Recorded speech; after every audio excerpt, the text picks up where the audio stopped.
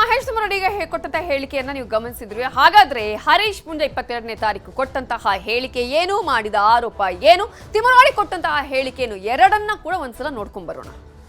ಹರೀಶ್ ಪೂಂಜಾನ ಸೋಪಾಯರ ಪ್ರಯತ್ನ ಮಲ್ಪನೆ ನಾನು ಒತ್ತೊಂದುವೆ ಯಾನ ಹಿಂದುತ್ವದ ಸಿದ್ಧಾಂತ ನಾನು ಬಿಡ್ತೆ ಅಂದ ಈ ಮೂಲ ಬರ್ತದೆ ಹಿಂದುತ್ವದ ವಿರುದ್ಧ ಕಾಂಗ್ರೆಸ್ ಓಟು ಪಾಡ್ಲೆ ಅಂತ ಪಂಡದಾಣೆ ಎತ್ತೊಂದುವೆ ಸದ್ಯಣ್ಣ ಎರಡೊಂಜಿಕೇನುವೆ 24 ಜನ ಹಿಂದೂ ಕಾರ್ಯಕರ್ತರನ್ನು ಹತ್ಯೆ ಮಲ್ತನ ಚಿನ್ನ ಸಿದ್ದರಾಮಯ್ಯ ಓಟು ಕೇಂದ್ರದ ಬಜರಂಗ ದಳನ್ನು ಬ್ಯಾನ್ ಮಲ್ಪ ಪನ್ನ ಚಿನ್ನ ಕಾಂಗ್ರೆಸ್ಗೆ ಓಟು ಕೇಂದ್ರದ ಹರೀಶ್ ಪೂಂಜಾನ ಸೋಪಾಯರ ಪ್ರಯತ್ನ ಮಲ್ಪನೆ ನಾನು ಒತ್ತೊಂದುವೆ ಯಾನ ಹಿಂದುತ್ವದ ಸಿದ್ಧಾಂತ ನಾನು ಬಿಡ್ತೆ ಅಂದ ಈ ಮೂಲ ಬರ್ತದೆ ಹಿಂದುತ್ವದ ವಿರುದ್ಧ ಕಾಂಗ್ರೆಸ್ ಓಟು ಪಾಡ್ಲೆ ಅಂತ ಪಂಡದಾಣೆ ಎತ್ತೊಂದುವೆ ಸದ್ಯಣ್ಣ ಎರಡೊಂಜಿಕೇನುವೆ 24 ಜನ ಹಿಂದೂ ಕಾರ್ಯಕರ್ತರನ್ನು ಹತ್ಯೆ ಮಲ್ತನ ಚಿನ್ನ ಸಿದ್ದರಾಮಯ್ಯ ಓಟು ಕೇಂದ್ರದ ಬಜರಂಗ ದಳನ್ನು ಬ್ಯಾನ್ ಮಲ್ಪ ಪನ್ನ ಚಿನ್ನ ಕಾಂಗ್ರೆಸ್ಗೆ ಓಟು ಕೇಂದ್ರದ ಏನು ಆರೋಪ? ಸಿದ್ದರಾಮಯ್ಯ 24 ಮರ್ಡರ್ ಮಾಡಿದ್ದಾರೆ. ನಾನು ಹೇಳೋದು ಸಿದ್ದರಾಮಯ್ಯ ತಕ್ಷಣ ಮುಖ್ಯಮಂತ್ರಿ ಪದವಿಗೆ ರಾಜೀನಾಮೆ ಕೊಡಬೇಕು.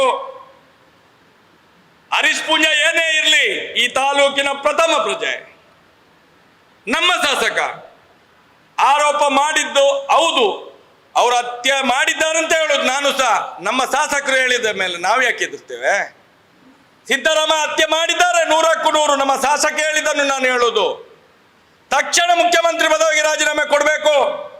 ಪೊಲೀಸ್ನವರು ಸುಮೋಟೋ ಕೇಸ್ ದಾಖಲು ಮಾಡಬೇಕು. ಏನು ಪೊಲೀಸ್ನವರು ಸತ್ತಿದಾರಾ ಈ ರಾಜ್ಯದಲ್ಲಿ? ಹರೀಶ್ ಪೂಂಜಾ ಹೇಳಿದ ತಕ್ಷಣ ಸುಮೋಟೋ ಕೇಸ್ ಹಾಕ್ಬೇಕಲ್ಲ. ಯಾಕೆ ಮಾಡಲಿಲ್ಲ ಪೊಲೀಸ್ ಡಿಪಾರ್ಟ್ಮೆಂಟ್? ಯಾಕೆ ಮಾಡಲಿಲ್ಲ? ಸಿದ್ದರಾಮಯ್ಯನನ್ನು ಒಳಗೆ ಹಾಕ್ಬೇಕಲ್ಲ ಜೈಲಿನ ಒಳಗಡೆ, ಯಾಕೆ ಹಾಕ್ಲಿಲ್ಲ? ಇಲ್ಲಾದ್ರೆ ಸಾಬೀತು ಮಾಡಬೇಕು ಸಿದ್ದರಾಮಯ್ಯ ನಾನು ಮಾಡಲಿಲ್ಲ, ಹರೀಶ್ ಪೂಂಜಾ ಸುಳ್ಳ ಅಂತ ಹೇಳಬೇಕು. ಅವನನ್ನು ಒಳಗೆ ಹಾಕಿಂತ ಹೇಳ್ಬೇಕು. ಎರಡರಲ್ಲಿ ಒಂದು ಆಗ್ಲೇಬೇಕು. ಒಂದು ಹರೀಶ್ ಪೂಂಜಾ ಒಳಗೆ ಹೋಗ್ಬೇಕು, ಇಲ್ಲಾದ್ರೆ ಸಿದ್ದರಾಮಯ್ಯ ಆಗ್ಬೇಕಲ್ವಾ? ಸತ್ಯ ಇದೆ ಅಲ್ವಾ? ಧರ್ಮ ಇದೆ ಅಲ್ವಾ? ನ್ಯಾಯ ಇದೆ ಅಲ್ವಾ? ಎಲ್ಲಿ ಮನೆಯಲ್ಲಿ ಕೂತು ಮಾಡಿದ್ದಲ್ಲ, ಮನೆಯಲ್ಲಿ ಕೂತು ಹೇಳಿದಲ್ಲ ಹರೀಶ್ ಪೂಂಜಾ. ಸಾರ್ವಜನಿಕ ಸಭೆಯಲ್ಲಿ ಹೇಳಿದಂತ ಒಂದು ಆರೋಪ ಅದು. ನಮ್ಗೆ ನಮ್ಮ MLA ಹೇಳಿದ್ರೆ ಮುಗ್ದೋಯ್ತು. ನಮ್ಗೆ MLA ಸುಪ್ರೀಂ, ನಮ್ಮ ತಾಲೂಕಿನ ಪ್ರಥಮ ಪ್ರಜೆ. ನಾವಿವತ್ತು ಸಿದ್ದರಾಮಯ್ಯನ್ನು ಆರೋಪಿ ಅಂತ ಹೇಳ್ತೇವೆ. ಸಿದ್ದರಾಮಯ್ಯ ಆರೋಪಿ ಅಲ್ಲದಿದ್ರೆ ಸಿದ್ದರಾಮಯ್ಯ ಸಾಬೀತು ಮಾಡಬೇಕು. ನಾನಲ್ಲ, ಹರೀಶ್ ಪೂಂಜಾ ಆರೋಪಿ ಅಂತೇಳಿ ಮಾಡಿ ತೋರಿಸ್ಲಿ ಅವರು. ಒಂದ್ ಕಡೆ ಹರೀಶ್ ಪೂಂಜಾ ಹೇಳಿಕೆ, ಮತ್ತೊಂದ್ ಕಡೆ ತಿಮ್ಮರೋಡಿ ಹೇಳಿಕೆ, ಎರಡನ್ನ ಕೂಡ ನಾವು ಗಮನಿಸಿದ್ವಿ. ಆದ್ರೆ ಹಾಗಾದ್ರೆ ಇವತ್ತು ಸದನದಲ್ಲಿ ಏನಾಯ್ತು? ಈ ವಿಚಾರದಲ್ಲಿ ಬಿಜೆಪಿಯ ಆಗ್ರಹ ಏನಿತ್ತು? ಹರೀಶ್ ಪೂಂಜಾ ಹೇಳಿಕೆಯನ್ನಿಟ್ಕೊಂಡು ತಿಮ್ಮರೋಡಿಯನ್ನ ಟಾರ್ಗೆಟ್ ಮಾಡಲಾಯ್ತು. ಬಿಜೆಪಿಯವರು ಹರೀಶ್ ಪೂಂಜಾ ಹೇಳಿಕೆಯನ್ನ ಬಿಟ್ಬಿಟ್ರು, ತಿಮ್ಮರೋಡಿಯನ್ನ ಟಾರ್ಗೆಟ್ ಮಾಡಿ ಸದನದಲ್ಲಿ ಬಂಧನಕ್ಕೆ ಆಗ್ರಹವನ್ನ ಮಾಡಿದ್ರು ಬಿಜೆಪಿಯವರು. ಬಿಜೆಪಿ ಒತ್ತಡದಂತೆ ತಿಮ್ಮರೋಡಿ ವಿರುದ್ಧ ಕ್ರಮಕ್ಕೆ ಇದೀಗ ಪರಮೇಶ್ವರ್ ಸೂಚನೆಯನ್ನ ಕೊಟ್ಟಿದ್ದಾರೆ. ತಿಮ್ಮರೋಡಿ ಬಂಧನ ಆದ್ರೆ ಇದೀಗ ಹರೀಶ್ ಪೂಂಜಾಗೂ ಸಂಕಷ್ಟ. ತಿಮ್ಮರೋಡಿಯನ್ನ ಬಂಧಿಸಿದ್ರೆ ಹರೀಶ್ ಪೂಂಜಾಗೆ ಈಗ ಬಂಧನ ಫಿಕ್ಸ್ ಅಂತಾನೆ ಹೇಳಲಾಗ್ತಾ ಇದೆ. ಬಿಜೆಪಿಯವರಿಂದಲೇ ಬಿಜೆಪಿ ಶಾಸಕ ಹರೀಶ್ ಪೂಂಜಾಗೆ ಇದೀಗ ಸಂಕಷ್ಟ ಶುರುವಾಗತ್ತಾ? ಶಾಸಕರನ್ನೇ ಇದೀಗ ಬಂಧನಕ್ಕೆ ಒಳಪಡಿಸಲಾಗತ್ತಾ?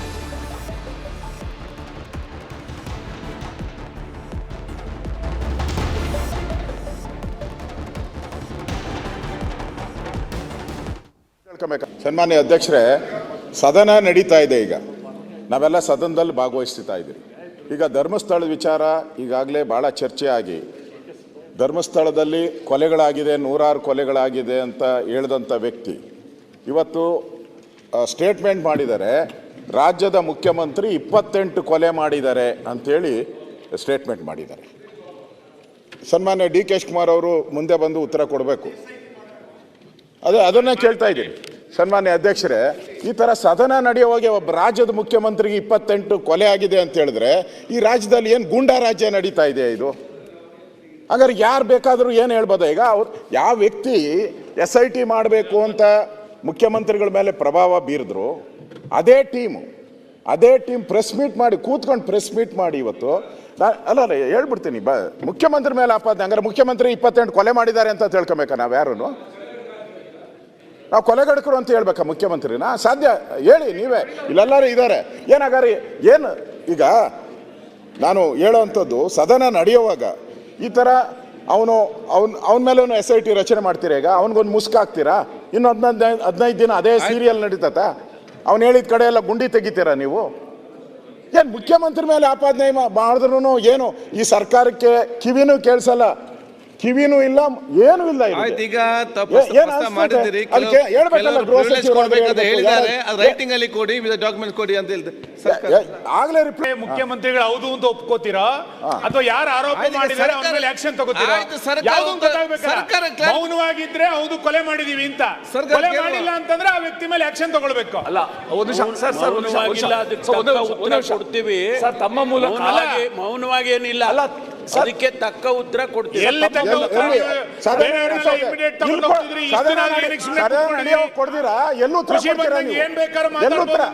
ಇವತ್ತು ಸಾಮಾಜಿಕ ಜಾಲತಾಣದಲ್ಲಿ ಇವೆಲ್ಲನೂ ಕೂಡ ಅನ್ಟ್ರೀಟೆಡ್ ಸೀವೇಜ್ ಬರ್ತಾ ಇರೋದು. ಒಬ್ಬ ಮುಖ್ಯಮಂತ್ರಿ 28 ಮರ್ಡರ್ ಮಾಡಿದ್ದಾರೆ ಅಂತ ಒಬ್ಬ ವ್ಯಕ್ತಿ ಧೈರ್ಯವಾಗಿ ಹೇಳ್ಬೋದಾದ್ರೆ, if the government cannot take immediate action, ಏನಿದು? How are we allowing it? ಮುಖ್ಯಮಂತ್ರಿಗಳಿಗೆ ವಿಧಾನಸೌಧದ 3ನೇ ಮಾಡಲಿರುವ ಒಬ್ಬ ವ್ಯಕ್ತಿ 28 ಮರ್ಡರ್ ಮಾಡಿದ್ದಾರೆ ಅಂತ ಧೈರ್ಯವಾಗಿ ಬಂದು ಸೋಷಿಯಲ್ ಮೀಡಿಯಾ ಮುಂದೆ ಹೇಳುವಾಗ, how can the government tolerate? ಮುಖ್ಯಮಂತ್ರಿಗಳು ಹೌದು ಅಂತ ಒಪ್ಕೋತೀರಾ ಅಥವಾ ಯಾರು ಆರೋಪ ಮಾಡಿದ್ದಾರೆ? ಇವೆಲ್ಲದರ ಬಗ್ಗೆ ಇನ್ನಷ್ಟು ಡೀಟೇಲ್ಸ್ ಅನ್ನ ಕೊಡೋದಕ್ಕೆ ನಮ್ಮ ರಿಪೋರ್ಟರ್ ಕೃಷ್ಣ ಈಗ ನೇರ ಸಂಪರ್ಕದಲ್ಲಿ ಜಾಯ್ನ್ ಆಗಿದ್ದಾರೆ. ಕೃಷ್ಣ, ತಿಮರೋಡಿ ಹೇಳಿಕೆಯನ್ನ ಕೊಟ್ಟರು, ಮುಖ್ಯಮಂತ್ರಿನ ಕೊಲೆಗಡುಕ ಅಂತ ಹೇಳಿದ್ರು, ಅವ್ರ ವಿರುದ್ಧ ಕ್ರಮ ಇಲ್ವಾ, ಹಾಗಾದ್ರೆ ಒಪ್ಕೋಬೇಕಾ ಅನ್ನುವಂತಹ ವಿಚಾರವನ್ನ ಹೇಳ್ತಾನೆ ಹರೀಶ್ ಪೂಂಜಾ ಕೊಟ್ಟಂತಹ ಹೇಳಿಕೆ. ಅದಕ್ಕಿಂತಲೂ ಮುಂಚೆ ಹಾಗಾದ್ರೆ ಇದೀಗ ತಮ್ಮ ಶಾಸಕರಿಗೆ ಕಿತ್ತಗಡ್ಡ ತೋಡಿದ್ರ ಬಿಜೆಪಿ ಅವರು? ಹೇಗೆ ಇಲ್ಲಿ ಏನೇನಾಯ್ತು, ಈಗ ಮುಂದಿನ ಪ್ರೊಸೀಜರ್ಗಳು ಏನೇನಾಗಬಹುದು ಇದೀಗ? ನವಿತಾ, ಈಗಾಗಲೇ ಇರಲಾರ್ದೇನೆ ಅದೇನೋ ಇರುವೆ ಬಿಟ್ಕೊಂಡಂಗೆ ಆಗಿದೆ ಈಗ ರಾಜ್ಯದ ಬಿಜೆಪಿ ನಾಯಕರ ಪರಿಸ್ಥಿತಿ. ಯಾಕಂದ್ರೆ ಈಗಾಗಲೇ ಧರ್ಮಸ್ಥಳ ಊತಿಟ್ಟ ಪ್ರಕರಣಕ್ಕೆ ಸಂಬಂಧಪಟ್ಟಂತೆ ತನಿಖೆ ಇನ್ನೇನು ಕೊನೆಯ ಹಂತಕ್ಕೆ ಬಂದಿದೆ. ಸರ್ಕಾರ ಕೂಡ ಮಧ್ಯಂತರ ವರದಿಯನ್ನ ಸದನಕ್ಕೆ ಮುಂದಿಡುವಂತೆ ನಿಟ್ಟಿನಲ್ಲಿ ಕೂಡ ಸಜ್ಜಾಗ್ತಾ ಇದೆ. ಇಂಥ ಸಂದರ್ಭದಲ್ಲಿ ಇದೇ ಒಂದು ಪ್ರಕರಣವನ್ನು ಇಟ್ಕೊಳ್ಳೋದ್ರ ಮುಖಾಂತರವಾಗಿ ಸರ್ಕಾರವನ್ನು ಅಣಿಯುವಂತೆ ನಿಟ್ಟಿನಲ್ಲಿ ಕೂಡ ಬಿಜೆಪಿ ನಾಯಕರು ಈಗಾಗಲೇ ಸದನದಲ್ಲಿ ದೊಡ್ಡ ಮಟ್ಟದ ಹೋರಾಟವನ್ನು ಕೂಡ ಮಾಡ್ತಾ ಇದ್ದಾರೆ. ಸ್ವತಃ ತಮ್ಮ ಪಕ್ಷದಲ್ಲಿರ್ತಕ್ಕಂಥ ಶಾಸಕರು ಏನು ಮಹೇಶ್ ತಿಮ್ರೋಡಿ ಅವರ ಮಾತಿಗೆ ಮುಂಚಿತವಾಗಿಯೇ ಹರೀಶ್ ಪೂಂಜಾ ಅವರು ಈ ಒಂದು ಹೇಳಿಕೆಯನ್ನು ಕೊಟ್ಟಿದ್ರು. ಆ ಒಂದು ಹೇಳಿಕೆನ ಸ್ವತಃ ತಮ್ಮ ಪಕ್ಷದ ಶಾಸಕರೇ ಹೇಳಿಕೆಯನ್ನು ಕೊಟ್ಟಿದ್ದಾರೆ ಅನ್ನೋದು ಲೆಕ್ಕಿಸದೆ ಕೇವಲವಾಗಿ ತಿಮ್ರೋಡಿಯನ್ನು ಕೊಟ್ಟಿದ್ದಾರೆ ಒಂದು ಹೇಳಿಕೆಯನ್ನು ಕೊಡೋದ್ರ ಮುಖಾಂತರವಾಗಿ ಅವ್ರ ವಿರುದ್ಧವೂ ಕೂಡ ಕ್ರಮಕ್ಕೆ ಆಗ್ರಹ ಮಾಡಿರುವಂಥದ್ದು. ಈಗಾಗಲೇ ಈ ಒಂದು ಸರ್ಕಾರ ಬಿಜೆಪಿ ಒತ್ತಡಕ್ಕೆ ಬಂದಿದ್ದು ರಾಜ್ಯ ಸರ್ಕಾರ ಈಗಾಗಲೇ ಮಹೇಶ್ ತಿಮ್ರೋಡಿ ಅವರ ವಿರುದ್ಧವಾಗಿ ಬಂಧನಕ್ಕೆ ಮತ್ತೆ ಕ್ರಮಕ್ಕೆ ಕೂಡ ಈಗಾಗಲೇ ನಿರ್ಧಾರ ಮಾಡಿದ್ದಾರೆ. ಮತ್ತೆ ಪೊಲೀಸ್ ಅಧಿಕಾರಿಗಳು ಕೂಡ ಈಗಾಗಲೇ ಸಂಬಂಧಪಟ್ಟ ಗೃಹ ಸಚಿವರಾಗಿರ್ಬೋದು ಮತ್ತೆ ಮುಖ್ಯಮಂತ್ರಿಗಳು ಕೂಡ ಮಾತಾಡಿದ್ದಾರೆ. ಇನ್ನೇನು ಕೆಲವು ಹೊತ್ತಿನಲ್ಲಿ ಅವರು ಬಂಧನ ಆಗುವಂಥ ಸಾಧ್ಯತೆ ಕೂಡ ಇದೆ.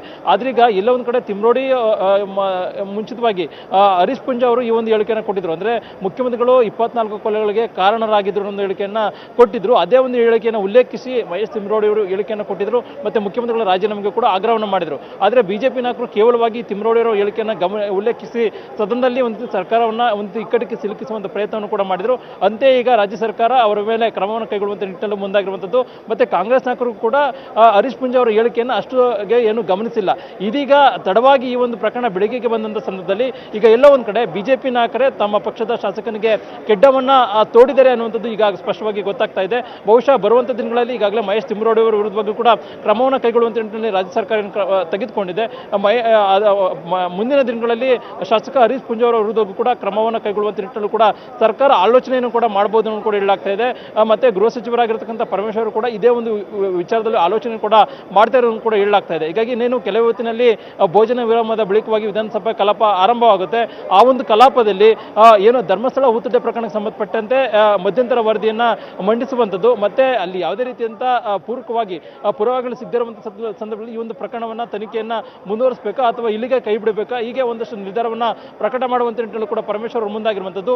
ಇದೇ ಸಂದರ್ಭದಲ್ಲಿ ಎಲ್ಲ ಒಂದು ಕಡೆ ಶಾಸಕ ಹರೀಶ್ ಪೂಂಜಾ ಅವರ ಹೇಳಿಕೆಯನ್ನು ಉಲ್ಲೇಖಿಸುವುದರ ಮುಖಾಂತರವಾಗಿ ಅವರ ವಿರುದ್ಧಕ್ಕೂ ಕೂಡ ಕ್ರಮವನ್ನು ಕೈಗೊಳ್ಳುವಂತ ನಿಟ್ಟಿನಲ್ಲಿ ಕೂಡ ರಾಜ್ಯ ಸರ್ಕಾರ ತೀರ್ಮಾನ ಮಾಡಬಹುದು ಅನ್ನೋದು ಕೂಡ ಹೇಳಲಾಗ್ತಾ ಇದೆ. ಈಗಾಗಲೇ ಹರೀಶ್ ಪೂಂಜಾ ಅವರ ಹೇಳಿಕೆಯನ್ನ ಕಾಂಗ್ರೆಸ್ ನಾಯಕರು ಕೂಡ ಗಮನಿಸಿದ್ದಾರೆ. ಕಾಂಗ್ರೆಸ್ ಶಾಸಕರು ಕೂಡ ಸದನದಲ್ಲಿ ಅದನ್ನ ಪ್ರಸ್ತಾಪನ ಮಾಡೋದ್ರ ಮುಖಾಂತರವಾಗಿ ತಿಮ್ರೋಡಿ ಮುಂಚಿತವಾಗಿಯೇ ಹರೀಶ್ ಪೂಂಜಾ ಅವರು ಈ ಒಂದು ಹೇಳಿಕೆಯನ್ನು ಕೊಟ್ಟಿದ್ರು. ಹೀಗಾಗಿ ಬಿಜೆಪಿ ನಾಯಕರು ಈಗೇನು ಹೇಳಿದ್ದೀರಾ, ಹೀಗಾಗಿ ಇವರು ವಿರುದ್ಧಕ್ಕೂ ಕೂಡ ಕ್ರಮವನ್ನು ಆಗಬೇಕು ಅನ್ನೋ ಒಂದು ಒತ್ತಾಯವನ್ನು ಮಾಡುವಂತ ನಿಟ್ಟಿನಲ್ಲಿ ಕೂಡ ಆಡಳಿತ ಪಕ್ಷದ ಮುಂದಾಗಿರುವಂಥದ್ದು. ಹೀಗಾಗಿ ಸದನ ಆರಂಭ ಆದ ಕೂಡಲೇ ಏನು ಸರ್ಕಾರ ಉತ್ತರ ಕೊಟ್ಟಂತ ಸಂದರ್ಭದಲ್ಲಿ ಈ ಒಂದು ವಿಚಾರ ಮತ್ತೆ ಸದ್ದುಗದ್ದಲಕ್ಕೆ ಕಾರಣವಾಗಿ ಅಂತಿಮವಾಗಿ ಹರೀಶ್ ಪೂಂಜಾ ಅವರು ಅವರ ವಿರುದ್ಧವಾಗೂ ಕೂಡ ಕ್ರಮ ಆಗುತ್ತೆ ಅನ್ನೋದಕ್ಕೂ ಕೂಡ ಈಗಾಗಲೇ ಸರ್ಕಾರದ ವಲಯದಿಂದ ಕಿಡಿ ಬರ್ತಿರುವಂತದ್ದು. ನವಿತಾ, ಕೃಷ್ಣ, ಈಗ ಇದೆಲ್ಲವೂ ಕೂಡ ಅಂದ್ರೆ ತಿಮರೋಡಿ ಹೇಳಿಕೆಯನ್ನ ಇಟ್ಟುಕೊಂಡು ವಿಡಿಯೋಗಳನ್ನ ಕೊಟ್ಟು ದಾಖಲೆಗಳನ್ನ ಕೊಡಿ ಅಂತ ಸ್ಪೀಕರ್ ಕೂಡ ಹೇಳಿದಾಗ ಅದನ್ನ ಕೊಟ್ರು.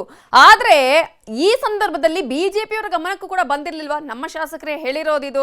ಹಾಗಾಗಿ ಈಗ ಅಥವಾ ಗೊತ್ತಿದ್ದು ಕೂಡ ತಿಮರೋಡಿಯ ವಿಚಾರದಲ್ಲೇ ಕ್ರಮ ಆಗ್ಲಿ ಅಂತ ಗೊತ್ತಿದ್ದು ಮಾಡಿದ್ರ, ಅಥವಾ ಏನು ಈ ನಮ್ಮ ಶಾಸಕರು ಹೇಳಿದ್ರು ಅಂತ ಗೊತ್ತಿಲ್ಲದೆ ಈ ರೀತಿಯಾದಂತಹ ಒಂದು ದೊಡ್ಡ ಮಟ್ಟದ ಆಗ್ರಹವನ್ನ ಮಾಡಿದ್ರ? ಜೊತೆಗೆ ಈ ವಿಚಾರಗಳು ಅಲ್ಲಿ ಚರ್ಚೆ ಆಗ್ತಾ ಇರುವಾಗ ಹರೀಶ್ ಪೂಂಜಾ ಇರ್ಲಿಲ್ವಾ? ಹರೀಶ್ ಪೂಂಜಾ ಅವರು ನವಿತಾ ಕರಾವಳಿ ಭಾಗದ ಶಾಸಕರು ಈ ಒಂದು ವಿಚಾರ ಬಂದಂಥ ಸಂದರ್ಭದಲ್ಲಿ ಹರೀಶ್ ಪೂಂಜಾ ಅವರು ಸದನದಲ್ಲಿ ಇರಲಿಲ್ಲ. ಆದರೆ ಎಲ್ಲೋ ಒಂದು ಕಡೆ ಆ ಭಾಗದಲ್ಲಿ ಈ ರೀತಿ ಅಂತ ಹೇಳಿಕೆ ಕೊಟ್ಟಂಥ ಸಂದರ್ಭದಲ್ಲಿ ಅವ್ರ ಆಪ್ತರು ವೇದವಾಸ್ ಕಾಮತ್ ಆಗಿರ್ಬೋದು, ಬಾಲ್ ಶೆಟ್ಟಿ ಆಗಿರ್ಬೋದು, ಈಗ ಒಂದಷ್ಟು ಜನ ಶಾಸಕರು ಕೂಡ ವಿರೋಧ ಪಕ್ಷದ ನಾಯಕರಾಗಿರತಕ್ಕಂಥ ಅಶೋಕ್ ಅವರಿಗೂ ಕೂಡ ಗಮನಕ್ಕೆ ತರಬೇಕಾಗಿತ್ತು. ಮತ್ತೆ ಬಿಜೆಪಿ ರಾಜ್ಯಾಧ್ಯಕ್ಷ ಬಿ ವಿಜೇಂದ್ರ ಅವ್ರಿಗೂ ಕೂಡ ಗಮನಕ್ಕೆ ತರಬೇಕಾಗಿತ್ತು. ಆದರೆ ಎಲ್ಲ ಒಂದು ಕಡೆ ಗಮನಕ್ಕೆ ತರದೇನೆ ಎಲ್ಲ ಒಂದು ಕಡೆ ಈಗ ನಿರ್ಲಕ್ಷ್ಯ ಆಗಿರುವಂಥದ್ದು. ಆ ಕಾರಣಕ್ಕೋಸ್ಕರವಾಗಿ ಏಕಾಏಕಿ ವಿರೋಧ ಪಕ್ಷದ ನಾಯಕರಾಗಿರ್ತಕ್ಕಂಥ ಅಶೋಕ್ ಅವರು ಈಗ ಸದನದಲ್ಲಿ ಈ ಒಂದು ವಿಚಾರವನ್ನು ರೈಸ್ ಮಾಡಿದ್ದಾರೆ. ಮತ್ತೆ ಸುನೀಲ್ ಕುಮಾರ್ ಆಗಿರ್ಬೋದು, ಸುರೇಶ್ ಕುಮಾರ್ ಆಗಿರ್ಬೋದು, ಇವರೆಲ್ಲರೂ ಕೂಡ ಆಗ್ರಹವನ್ನು ಕೂಡ ಮಾಡಿದ್ದಾರೆ. ತಿಮ್ರೋಡಿ ಅವರ ವಿರುದ್ಧವಾಗಿ ತಕ್ಕ ಕ್ರಮವನ್ನು ಕೈಗೊಳ್ಳಬೇಕು ಅನ್ನೋ ಒಂದು ಆಗ್ರಹವನ್ನು ಕೂಡ ಮಾಡಿದ್ದಾರೆ. ಆದರೆ ತಮ್ಮ ಪಕ್ಷದಲ್ಲಿರ್ತಕ್ಕಂಥ ಶಾಸಕರಾಗಿರ್ತಕ್ಕಂಥ ಹರೀಶ್ ಪೂಂಜಾ ಅವರು ಈಗ ಈ ರೀತಿ ಅಂತ ಹೇಳಿಕೆಯನ್ನು ಕೊಟ್ಟಂಥದ್ದು ಅವ್ರಿಗೆ ಗೊತ್ತಾಗಿಲ್ಲ. ಈಗ ಈ ಒಂದು ವಿಚಾರ ಈಗ ದೊಡ್ಡ ಮಟ್ಟದಲ್ಲಿ ಈಗ ಮಾಧ್ಯಮಗಳಲ್ಲಿ ಬರ್ತಾ ಇದೆ. ಮತ್ತೆ ಈಗ ತಾನೇ ವಿಚಾರ ಕೂಡ ಎಲ್ಲ ಕಡೆ ಚರ್ಚೆ ಆಗ್ತಾ ಇದೆ. ಇಂಥ ಸಂದರ್ಭದಲ್ಲಿ ಇಲ್ಲೊಂದು ಕಡೆ ಬಿಜೆಪಿ ಶಾಸಕರು ಈಗ ಒಂದು ರೀತಿ ಶಾಕಿಗೆ ಒಳಗಾಗಿರುವಂಥದ್ದು. ಈಗ ಸ್ವತಃ ಆಡಳಿತ ನಮ್ಮ ಪಕ್ಷದಲ್ಲಿರ್ತಕ್ಕಂಥ ಶಾಸಕರೇ ಈಗ ಈ ರೀತಿ ಅಂತ ಹೇಳಿಕೆಯನ್ನು ಕೊಟ್ಟಿರುವಂಥದ್ದು. ಯಾವ ರೀತಿಯಾಗಿ ಇದರಿಂದ ಹೊರಬರಬೇಕು ಅನ್ನುವಂಥದ್ದು ಸದ್ಯಕ್ಕೆ ಈಗ ಈ ಒಂದು ವಿಚಾರವನ್ನು ತಿಳಿದಿರ್ತಕ್ಕಂಥ ವಿರೋಧ ಪಕ್ಷದ ನಾಯಕರಿರ್ತಕ್ಕಂಥ ಅಶೋಕ್ ಅವರು ಮತ್ತೆ ವಿಜೇಂದ್ರ ಅವರು ಈಗ ತಾನೇ ಸದನಕ್ಕೆ ಹೋಗಿದ್ದಾರೆ. ಬಹುಶಃ ಈ ಒಂದು ಸರ್ಕಾರ ಉತ್ತರ ಕೊಟ್ಟಂತ ಸಂದರ್ಭದಲ್ಲಿ ಅವರ ನಡೆ ಮುಂದಿನ ಸಂದರ್ಭದಲ್ಲಿ ಯಾವ ರೀತಿ ಇರುತ್ತೆ ಅನ್ನೋದು ಕೂಡ ಈಗಾಗಲೇ ಸಾಕಷ್ಟು ಕುತೂಹಲಕ್ಕೆ ಮೂಡಿಸಿರುವಂಥದ್ದು. ಆದರೆ ಒಂದಂತೂ ಸತ್ಯ, ಈಗಾಗಲೇ ವಿರೋಧ ಪಕ್ಷದ ನಾಯಕರಾಗಿರ್ತಕ್ಕಂಥ ಬಿಜೆಪಿ ಇರತಕ್ಕಂಥ ಹರೀಶ್ ಪೂಂಜಾ ಅವರ ಈಗ ಹೇಳಿಕೆಯನ್ನು ಕೊಟ್ಟಿರುವಂಥದ್ದು. ಅಂದ್ರೆ ಮಹೇಶ್ ತಿಮ್ರೋಡಿ ಅವರ ಮುಂಚಿತವಾಗಿಯೇ ಈಗ ಹರೀಶ್ ಪೂಂಜಾ ಅವರು ಈಗ ಹೇಳಿಕೆಯನ್ನು ಕೊಟ್ಟಿರುವಂಥದ್ದು ಕಾಂಗ್ರೆಸ್ ಶಾಸಕರಿಗೆ ಅಸ್ತ್ರವಾಗಿದೆ. ಮತ್ತೆ ಇವರಿಗೆ ತಲೆದಂಡ ಆಗಬೇಕು, ಮತ್ತೆ ಕ್ರಮವನ್ನು ಕೈಗೊಳ್ಳಬೇಕು ಅನ್ನೋ ನಿಟ್ಟಿನಲ್ಲಿ ಕೂಡ ಒತ್ತಡವನ್ನು ಹಾಕುವಂತ ನಿಟ್ಟಿನಲ್ಲಿ ಆಡಳಿತ ಪಕ್ಷದ ನಾಯಕರು ಕೂಡ ಸಜ್ಜಾಗಿರುವಂಥದ್ದು. ಹೀಗಾಗಿ ನೋಡಬೇಕಾಗುತ್ತೆ. ನೋಡಿ, ಹರೀಶ್ ಪೂಂಜಾ ಹೀಗೆ ಸ್ಟೇಟ್ಮೆಂಟ್ ಕೊಟ್ಟಿದ್ದಾರೆ.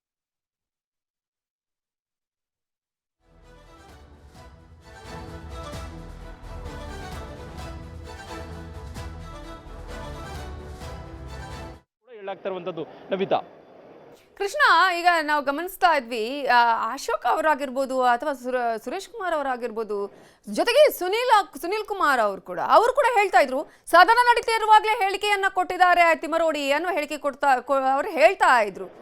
ಈಗ ಮತ್ತೆ ಏನಾದರೂ ವಾಪಸ್ ಹೇಳಿಕೆಯನ್ನ ಕೊಟ್ಟಿದ್ದಾರಾ ತಿಮರೋಡಿ, ಅಥವಾ ಹಳೆ ಹೇಳಿಕೆಯನ್ನೇ ದಾಖಲಿಸಿ ಅಥವಾ ಆ ಹೇಳಿಕೆಯನ್ನೇ ಉಲ್ಲೇಖಿಸಿ ಬಿಜೆಪಿ ಅವರು ಸಿದ್ದರಾಮಯ್ಯ ಅವರು 24 ಕೊಲೆ ಮಾಡಿದ್ದಾರೆ ಅನ್ನುವಂತಹ ಹೇಳಿಕೆಯನ್ನ ಕೊಡ್ತಾ ಇದ್ದಿದ್ದ ಹೇಗೆ? ಜೊತೆಗೆ ತಿಮರೋಡಿ ಆ ಸಂದರ್ಭದಲ್ಲಿ ಅಂದ್ರೆ ನಾವು 29ನೇ ತಾರೀಕು 2023ರಲ್ಲಿ ಆ ಹೇಳಿಕೆ ಏನ್ ಕೊಟ್ಟರು ಅನ್ನೋದನ್ನು ಕೂಡ ತೋರಿಸಿದ್ವಿ. ಹರೀಶ್ ಪೂಂಜಾ ಹೇಳಿಕೆ ಉಲ್ಲೇಖಿಸಿ ಅನ್ನೋದನ್ನ ತುಂಬಾ ಸಲ ಹೇಳಿದ್ದಾರೆ ಅವರು. ಖಂಡಿತವಾಗ್ಲೂ ನವಿತಾ, ಆ ಒಂದು ವಿಚಾರವನ್ನು ಎಲ್ಲ ಒಂದು ಕಡೆ ಸರ್ಕಾರ ಕೂಡ ಗಮನಿಸಬೇಕಾಗಿತ್ತು. ಆದರೆ ಕೇವಲವಾಗಿ ವಿರೋಧ ಪಕ್ಷದ ನಾಯಕರು ಸದನದಲ್ಲಿ ದೊಡ್ಡ ಮಟ್ಟದಲ್ಲಿ ಆಗ್ರಹವನ್ನು ಕೂಡ ಮಾಡ್ತಿರುವಂಥ ಸಂದರ್ಭದಲ್ಲಿ ಅನಿವಾರ್ಯವಾಗಿ ಸರ್ಕಾರ ಅದಕ್ಕೆ ಉತ್ತರವನ್ನು ಕೊಡಬೇಕಾದಂಥ ಪರಿಸ್ಥಿತಿ ನಿರ್ಮಾಣ ಆಯಿತು. ಹಾಗಾಗಿನೇ ಪರಮೇಶ್ವರ್ ಅವರು ಈಗ ಅವರ ವಿರುದ್ಧವಾಗಿ ತಕ್ಕ ಕ್ರಮವನ್ನು ಕೈಗೊಳ್ಳುತ್ತೆ ಅನ್ನೋ ಮಾತನ್ನು ಕೂಡ ಹೇಳಿದ್ದಾರೆ. ಬಹುಶಃ ಸರ್ಕಾರಕ್ಕೆ ಈ ಒಂದು ಹೇಳಿಕೆ ಕೊಟ್ಟಿದ್ದ ಅಥವಾ ಹಿಂದೆ ಕೊಟ್ಟಿದ್ದ ಅನ್ನುವಂಥದ್ದು ಕೂಡ ಮನವರಿಕೆ ಆಗಿಲ್ಲ. ಮತ್ತೆ ಈಗಾಗಲೇ ಎಲ್ಲೋ ಒಂದು ಕಡೆ ಈಗ ಧರ್ಮಸ್ಥಳದಲ್ಲಿ ಹೂತಿಟ್ಟ ಪ್ರಕರಣಕ್ಕೆ ಸಂಬಂಧಪಟ್ಟಂತೆ ಬೇರೆ ಬೇರೆ ರೀತಿಯಿಂದ ತನಿಖೆ ಆಗ್ತಾ ಇದೆ, ಬೇರೆ ಬೇರೆ ರೀತಿಯ ಚರ್ಚೆ ಆಗ್ತಾ ಇದೆ. ಮತ್ತೆ ಅಲ್ಲಿ ಕೂಡ ಶವಗಳು ಸಿಗ್ತಾ ಇಲ್ಲ ಅನ್ನೋದು ಕೂಡ ಹೇಳಲಾಗ್ತಾ ಇದೆ. ಮತ್ತೆ ಇದು ಏನೂ ಕೂಡ ಇಲ್ಲ ಅನ್ನುವಂಥದ್ದು ಕಾಲಿಪೆಟ್ಟಿಗೆ ಅನ್ನೋ ಒಂದು ಮಾತನ್ನ ಸ್ವತಃ ಆಡಳಿತ ಪಕ್ಷದ ಸಚಿವರಾಗಿರ್ತಕ್ಕಂಥ ಪ್ರಭಾವಿ ಸಚಿವರು ಡಿ ಕೆ ಶಿವಕುಮಾರ್ ಕೂಡ ಹೇಳಿಕೆಯನ್ನು ಕೊಟ್ಟಿದ್ದಾರೆ. ಮತ್ತೆ ಈ ಒಂದು ಪ್ರಕರಣವನ್ನು ಇಲ್ಲಿಗೆ ನಿಲ್ಲಿಸುವಂತ ಕೂಡ ರಾಜ್ಯ ಸರ್ಕಾರ ಆಲೋಚನೆಯನ್ನು ಕೂಡ ಮಾಡ್ತಾ ಇದೆ. ಆದರೆ ಎಲ್ಲ ಒಂದು ಕಡೆ ಈಗ ಕೊನೆಯ ಸಂದರ್ಭದಲ್ಲಿ ಬಿಜೆಪಿ ನಾಯಕರು ಇಲ್ಲ ಒಂದು ಕಡೆ ಕಾಂಗ್ರೆಸ್ ಸರ್ಕಾರದಿಂದ ಎಲ್ಲ ಒಂದು ಕಡೆ ಹಿಂದೂ ಧಾರ್ಮಿಕ ಸಂಸ್ಥೆಗಳನ್ನ ಟಾರ್ಗೆಟ್ ಅನ್ನ ಮಾಡಲಾಗ್ತಾ ಇದೆ ಅನ್ನೋ ಒಂದು ಆಪಾದನೆಯನ್ನು ಮಾಡ್ಕೊಳ್ಳೋದ್ರ ಮುಖಾಂತರವಾಗಿ ಮಹೇಶ್ ತಿಮ್ರೋಡಿ ಅವರ ಹೇಳಿಕೆಯನ್ನು ಕೂಡ ಇವತ್ತು ಉಲ್ಲೇಖವನ್ನು ಮಾಡಿರುವಂಥದ್ದು. ಬಹುಶಃ ಏಕಾಏಕಿ ಅಶೋಕ್ ಅವರು ಈ ಒಂದು ಹೇಳಿಕೆಯನ್ನ ಸೋಷಿಯಲ್ ಮೀಡಿಯಾದಲ್ಲಿ ತಿಳಿದು ನೇರವಾಗಿ ಬಂದು ಮಾಧ್ಯಮಗಳಿಗೆ ಹೇಳಿಕೆಯನ್ನು ಕೂಡ ಕೊಟ್ಟಿದ್ರು. ಮತ್ತೆ ಮುಖ್ಯಮಂತ್ರಿಗಳೇ 24 ಕೊಲೆಗಡಕನ್ನ ಮಾಡಿದರನ್ನು ಕೂಡ ಹೇಳಿದ್ದಾರೆ. ಹೀಗಾಗಿ ಮುಖ್ಯಮಂತ್ರಿಗಳು ಕೊಲೆಗಡಕರ ಅನ್ನೋ ಒಂದು ಪ್ರಶ್ನೆಯನ್ನು ಕೂಡ ಅಶೋಕ್ ಅವರು ಮಾಡಿರುವಂತದ್ದು. ಮತ್ತೆ ಹರೀಶ್ ಪೂಂಜಾ ಅವರು ಹೇಳಿಕೆಯನ್ನು ಕೊಟ್ಟಿರುವಂತದ್ದು ಕೂಡ ಅವ್ರಿಗೆ ಗಮನಕ್ಕೆ ಬಂದಿಲ್ಲ ಅನ್ಸುತ್ತೆ. ಮತ್ತೆ ಅವರ ಆಪ್ತರು ಕೂಡ ಆ ಒಂದು ವಿಚಾರವಾಗಿ ಕೂಡ ಗಮನಕ್ಕೆ ತಂದಿಲ್ಲ. ಮತ್ತೆ ಸದನದಲ್ಲಿ ಚರ್ಚೆ ಆಗ್ತಿರುವಂತಹ ಸಂದರ್ಭದಲ್ಲಿ ಕೂಡ ಹರೀಶ್ ಪೂಂಜಾ ಅವರು ಗೈರಾಗಿದ್ರು. ಮತ್ತೆ ಈ ಒಂದು ವಿಚಾರ ಯಾವಾಗ ಈಗ ದೊಡ್ಡ ಮಟ್ಟದಲ್ಲಿ ಚರ್ಚೆ ಆಗ್ತಾ ಇದೆ, ಹರೀಶ್ ಪೂಂಜಾ ಅವರು ಕೂಡ ಇಲ್ಲ ಊಟದ ಸಮಯದಲ್ಲಿ ಮಾಧ್ಯಮದವರು ಕೇಳಲಿಲ್ಲ ಅಶೋಕ್ ಅವರಿಗೆ ಆಗಿರ್ಬೋದು ಅಥವಾ ವಿಜೇಂದ್ರ ಅವರಿಗೆ ಈ ತರ ಆಗಿದೆ ನಿಮ್ಮವರೇ ಹೇಳಿದ್ರು ಅಂತ ನಮ್ಮ ಮಾಧ್ಯಮದವರು ಕೂಡ ಅವ್ರ ಗಮನ ಸೆಳೆಯುವ ಪ್ರಯತ್ನ ಮಾಡಲಿಲ್ವಾ? ಹಾಗೇನು ಹೇಳಿದ್ರು? ಭೋಜನ ವಿರಾಮದ ಬಳಿಕವಾಗಿ ಈ ಒಂದು ಪ್ರಕರಣ ಹೊರಗೆ ಬೆಳಕಿಗೆ ಬಂದಿರುವಂತದ್ದು. ನವಿತಾ, ನೋಡ್ಬೇಕಾಗತ್ತೆ. ಈಗ ಊಟಕ್ಕೆ ತೆರಳಿದ್ದಾರೆ. ಇನ್ನೇನು ಸದನ ಆರಂಭಕ್ಕೂ ಮುಂಚಿತವಾಗಿಯೇ ಬರ್ತಾರೆ ವಿಜೇಂದ್ರ ಆಗಿರ್ಬೋದು, ಅಶೋಕ್ ಆಗಿರ್ಬೋದು. ನೋಡ್ಬೇಕಾಗತ್ತೆ ಅವರ ಪಕ್ಷದ ಶಾಸಕರ ಈಗ ಹೇಳಿಕೆಯನ್ನು ಕೊಟ್ಟಿರುವಂತಹ ಸಂದರ್ಭದಲ್ಲಿ ಅವರ ನಡೆ ಏನಿರುತ್ತೆ ಅನ್ನುವಂಥದ್ದು. ನವಿತಾ.